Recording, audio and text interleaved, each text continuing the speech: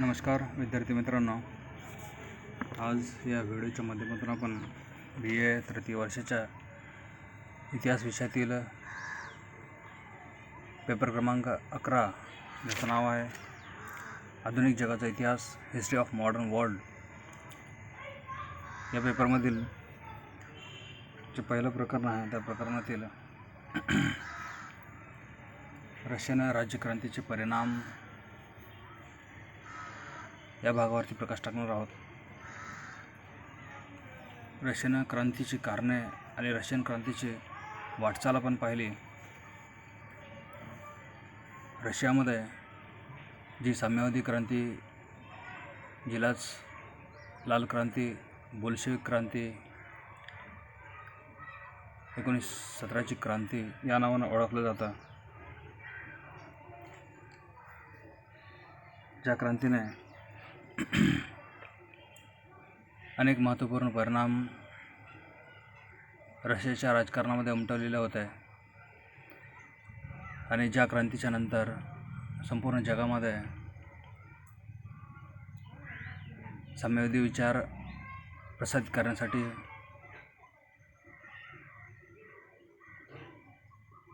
रशियाने एक बलाढ्य राष्ट्र म्हणून उभारी घेतली आणि रशियाच्या नेतृत्वाखाली एक मोठा साम्यवादी राष्ट्रांचा गट तयार झाला. रशियाची अल्पावधीतच भरभराट घडून आणण्यामध्ये या क्रांतीचं मोलाचं योगदान असलेलं दिसून येतं. एकंदरीत अतिशय महत्त्वपूर्ण आणि धीरगंभीर परिणाम या रशियाच्या साम्यवादी क्रांतीच्या नंतर उद्भवलेले दिसून येतात. तर एकंदरीत हे नेमके रशियन क्रांतीचे परिणाम कशा पद्धतीचे आहेत हे आपण थोडक्यात या व्हिडिओच्या माध्यमातून पाहणार आहोत.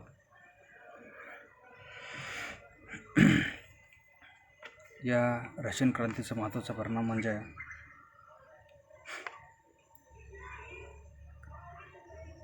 क्रांतीनंतर तात्काळ प्रजासत्ताक व संघराज्याची निर्मिती घडून आली.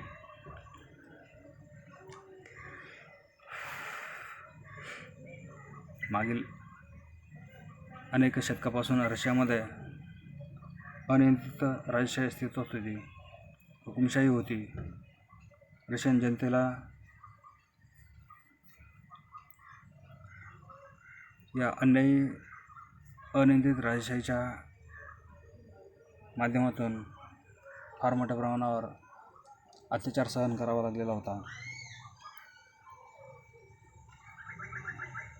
अन्यायामध्ये आणि अत्याचारामध्ये प्रजा भरडून निघालेली होती. जनतेला कोणी वाली राहिलेला नव्हता. अशी झारशाही या प्रजासत्ताकाने आणि या क्रांतीने संपुष्टात आणली. त्याचबरोबर रशियातील मागासलेली अज्ञानी जनता हळूहळू जागृत होऊ लागली. लेनिनच्या रूपाने एक नवीन नेता रशियाला मिळालेला होता. जनसामान्यामधून क्रांती उफाळून आली आणि या क्रांतीने अशा जुलमी राजवटीचा घास घेतला, अर्थात ती संपुष्टात आली. ही झारशाही समाप्त होऊन प्रजासत्ताकाचे नवे युग सुरू झाले. ताबडतोब रशियामधून हुमराव धर्मगुरूंचे उच्चाटन करण्यात आलं. प्रजेची पिळवणूक करणारा जो वर्ग होता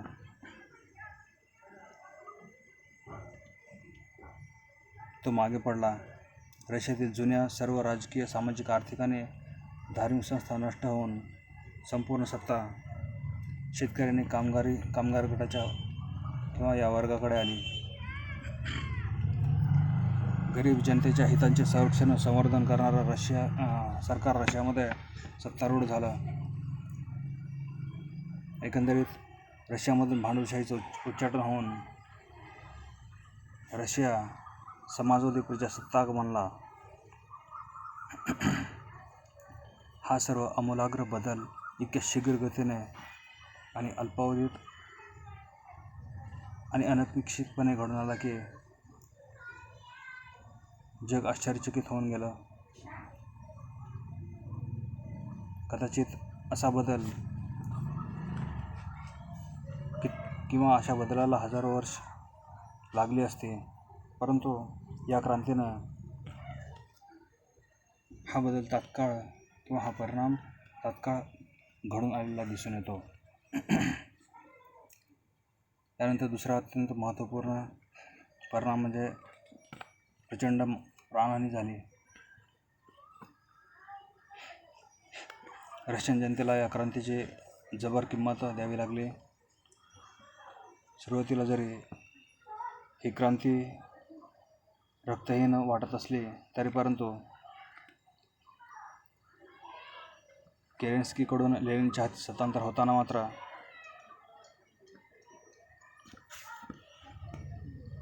बोल्शेविक क्रांती रक्ताचा एक थेंब न सांडता झालेली होती. पण लवकरच रशियामध्ये बोल्शेविक आणि त्यांचे विरोधक यांच्यात संघर्ष सुरू झाला. या अंतर्गत संघर्षाबरोबर इंग्लंड, फ्रान्स व जपानने रशियावर हल्ले सुरू केलेले होते.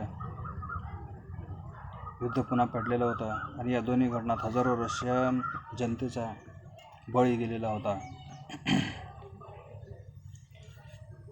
दुसरं म्हणजे या नव्या संघर्षामध्ये दोस्त राष्ट्रांनी रशियावर आर्थिक बहिष्कार घातल्याने बाहेरून रशियाला जी मदत मिळत होती ते बंद पडली आणि अशा अवस्थेमध्ये रशियात भीषण दुष्काळ पडला आणि यामध्येही लाखो रशियन लोक मृत्युमुखी पडले.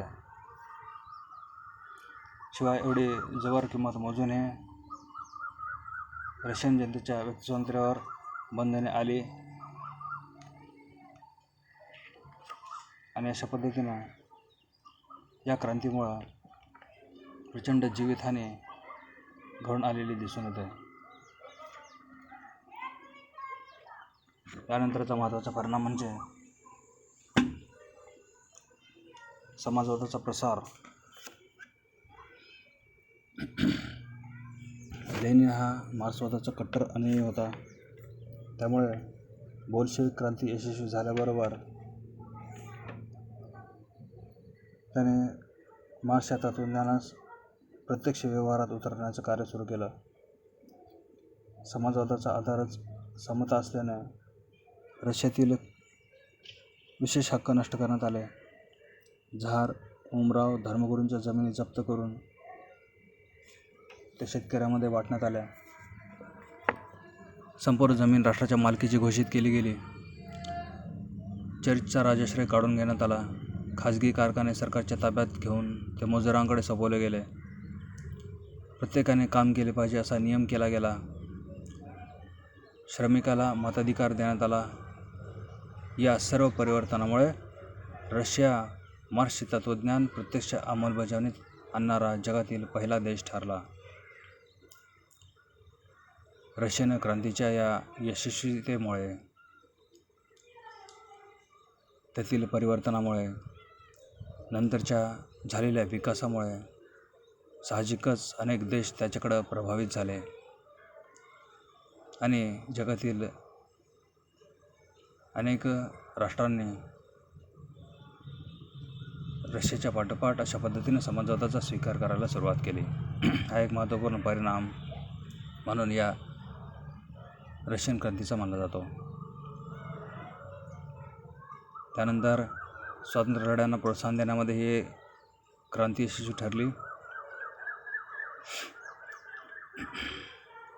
रशियातील क्रांतीमुळे आशिया आफ्रिकेतील स्वातंत्र्य लढ्यांना प्रोत्साहन मिळालं. युरोपीय साम्राज्यवादाचा बळी ठरलेली ही राष्ट्रे आपल्या राजकीय स्वातंत्र्यासाठी लढत होती. बोल्शेविक क्रांतीने या स्वातंत्र्य लढ्यांना सामाजिक आणि आर्थिक आशय प्राप्त करून दिला. ही सर्व साम्राज्यवादी राष्ट्र जे लोकशाही, स्वातंत्र्य, समता, उदारमतवाद यांचा पुरस्कार करत होते, पण ही तत्त्व आपल्या वसाहतींना मात्र लागू करत नसल्याने वरील तत्त्वांचा उद्घोष म्हणजे पोकळ वल्गना होत्या. उलट रशियाने मार्क्सचा समाजवाद स्वीकारला आणि तो प्रत्यक्षात व्यवहारात आणून दाखवला. असे राजकीय, सामाजिक, आर्थिक परिवर्तन घडवून आणण्याच्या या ध्येयाने साहजिकच वसाहतीमधील स्वातंत्र्यलढ्या तीव्र होण्यासाठी मदत झाली.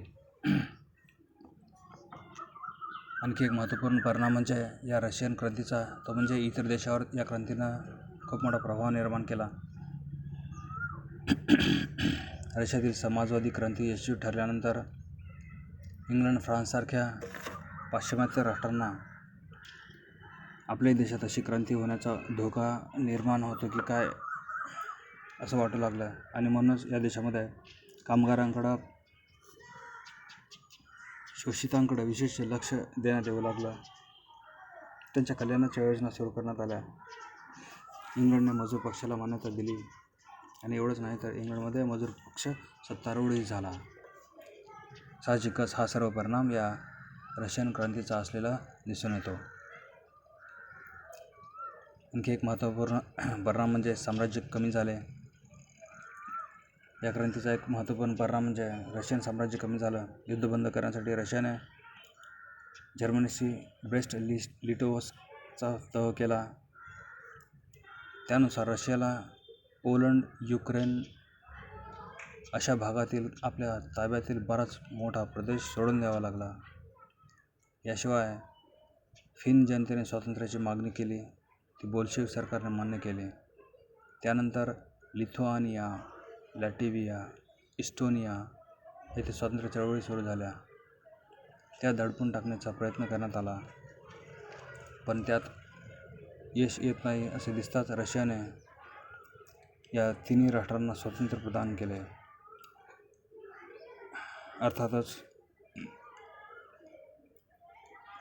क्रांतीनंतर जो रशियाच्या वर्चस्वाखालील बराच मोठा भूप्रदेश होता, तो रशियाच्या वर्चस्वाखालून निघून गेला.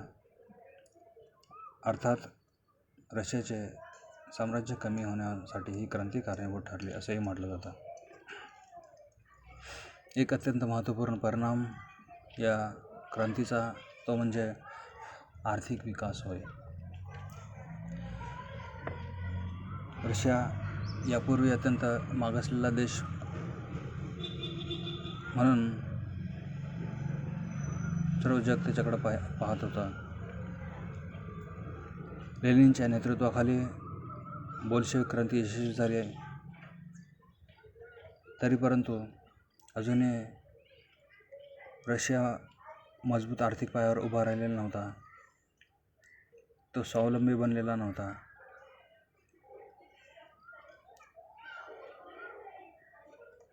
आणि जोपर्यंत रशिया स्वावलंबी बनत नाही, तोपर्यंत क्रांती यशस्वी झाली असं म्हणता येत नव्हतं. म्हणून लेनिनने नवीन आर्थिक नीती अंमलात आणली आणि देशहित लक्षात घेऊन काही अंशी समाजवादाला मुरड घातली आणि खाजगी उद्योगांना मान्यता दिली.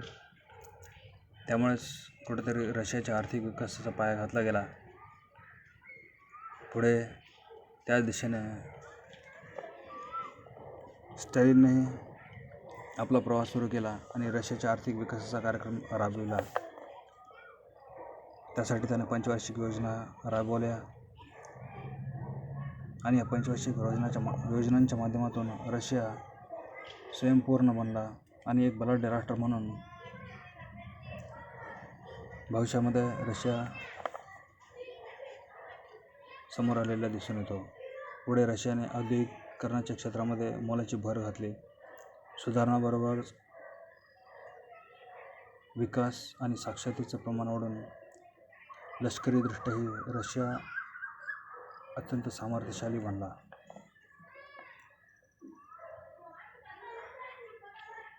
या व्यतिरिक्त आणखी एक महत्त्वपूर्ण परिणाम म्हणजे जागतिक शक्ती म्हणून रशियाचा उदय घडून येण्यासाठी ही क्रांती महत्त्वपूर्ण ठरते.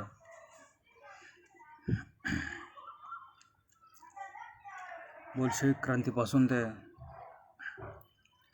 दुसरं महायुद्ध सुरू होईपर्यंत या काळामध्ये रशियाच्या दृष्टीने हा कालखंड अत्यंत महत्त्वपूर्ण मानला जातो. या काळामध्ये रशियाचे भवितव्य घडलं असं म्हणता येईल. खरं तर 22 वर्षाचा काळ म्हणजे एखाद्या राष्ट्राच्या दृष्टीनं त्यातील रशियासारख्या बलाढ्य विशाल प्रदेशाच्या आणि मागासलेल्या राष्ट्राच्या दृष्टीनं खूप कमी होता. पण या अल्पकाळातही रशियाने स्वतःचा कायापालट करून दाखवला आणि याचे सर्व श्रेय अर्थातच लेनिन आणि त्यानंतर स्टॅलिनला द्यावे लागेल. संपूर्ण सत्ता आपल्या हाती घेऊन प्रसंगी समाजाला मुरड घालून व्यक्ती स्वातंत्र्याचा संकोच करून देशहितासाठी या नेत्याने जे कार्य केलं त्याला इतिहासामध्ये तोड नाही. आणि त्यामुळेच रशिया सर्व क्षेत्रामध्ये एक विकासशील, प्रगतशील आणि शक्तिशाली राष्ट्र म्हणून पुढे आला. पहिल्या महायुद्धात जर्मनीकडून पराभव झालेल्या रशियाने द्वितीय महायुद्धात हिटलरच्या नेतृत्वाखाली शक्तिशाली जर्मनीचा पराभव केला आणि आपल्या शक्तीची चुणूक दाखवली. अर्थात जागतिक शक्ती म्हणून भविष्यामध्ये रशिया पुढे आलेला दिसून येतो. हाही या क्रांतीचाच परिणाम मानला जातो. या क्रांतीनंतर आणखी एक महत्त्वपूर्ण परिणाम दिसून येतो, तो म्हणजे फॅसिस्टवादाचा झालेला उदय. युरोपामधील फॅसिस्टवादाचा उदय हाही या रशियन क्रांतीचा परिणाम म्हणावा लागतो. रशियामध्ये ही क्रांती यशस्वी ठरली आणि युरोपातील अनेक देशांमध्ये अशीच क्रांती करण्याचा प्रयत्न तेथील साम्यवादी अनुयायांनी करायला सुरुवात केली. पहिलं महायुद्ध नुकतंच संपलेलं होतं. सर्वत्र भीषण प्राणहानी, वित्तहानी, दुष्काळ, दारिद्र्य, उपासमार आणि बेकारीची परिस्थिती निर्माण झालेली होती. अर्थात ही अशी परिस्थिती म्हणजेच साम्यवादासाठी पोषक वातावरण होतं आणि म्हणून रशियाच्या मदतीने ठिकठिकाणी साम्यवादी विचारांच्या लोकांनी आपापल्या भागामध्ये स्वातंत्र्यासाठी प्रयत्न सुरू केले. मात्र त्यांना विरोधी जबरदस्त झाला. विशेषतः जर्मनी व इटालीत विरुद्ध प्रतिक्रिया उमटली.